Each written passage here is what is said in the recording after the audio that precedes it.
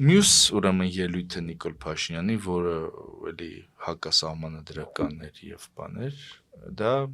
այդ խանութի վերաբերյալ հայտարարություններ, որ ես պիտի անձամբ հետևեմ, որ խանութը, որը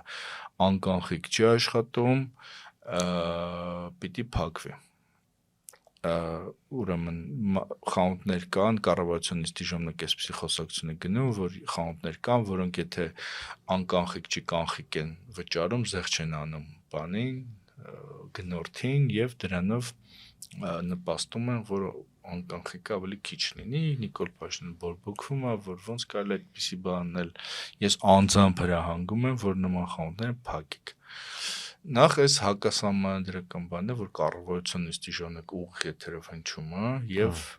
ոչ մեկ չի ասում, որ պարոն վարչապետ չի կարելի այդպիսի բան անել, ասենք դու ով ես, որ ասես խանութը փակեք։ Դա այդպես բան չենք տեսել, արդեն համարյա 2 տարի է կառավարության նիստերում այդպիսի բան չկա։ Բոլորը ասենք չգիտեմ ինչ ասեմ, ասենք ուլ ասեմ, ինչ ասեմ, sense ինչու գղակ նստած